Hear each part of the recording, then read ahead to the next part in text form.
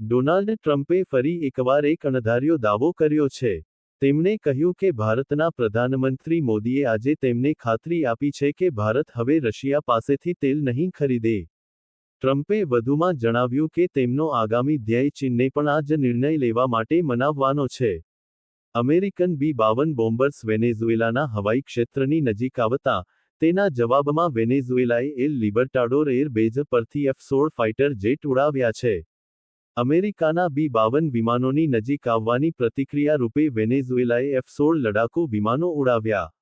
રાષ્ટ્રપતિ ટ્રમ્પે મજાકમાં કહ્યું કે તેમણે ટૂંકા ગાળામાં ઘણા યુદ્ધો રોક્યા અને કરોડો લોકોના જીવ બચાવ્યા હોવા છતાં, તેમને નોબેલ શાંતિ પુરસ્કાર મળ્યો નથી.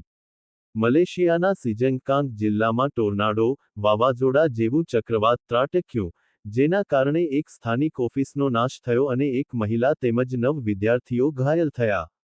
લીમા, પેરુમાં સરકાર વિરોધી દેખાવોમાં મોલોટોવ કોકટેલ સાથે વિસ્ફોટકોનો ઉપયોગ થતાં ભારે અફરાતફરી મચી ગઈ છે. નરેન્દ્ર મોદીએ વધુ એકવાર દેશના સન્માનનો સોદો કરી દીધો છે. ટ્રમ્પનું કહેવું છે કે, તેમની નારાજગી અને ધમકીઓથી ડરીને મોદીએ ખાતરી આપી કે ભારત હવે રશિયા પાસેથી તેલ નહીં ખરીદે. એક વાત સ્પષ્ટ છે, નરેન્દ્ર મોદી એક નબળા પ્રધાનમંત્રી છે અને તેમની હરકતોએ દેશની વિદેશ નીતિને ચોપટ કરી દીધી છે. કોંગ્રેસ. બોટાદના હળદડ ગામમાં ખેડૂત સભા દરમિયાન ખેડૂતો પર તાનાશાહી કાર્યવાહી થઈ અને કેટલાક ખેડૂતો પર ખોટી FIR કરી તેમને ખોટા કેસમાં ફસાવવામાં આવ્યા છે.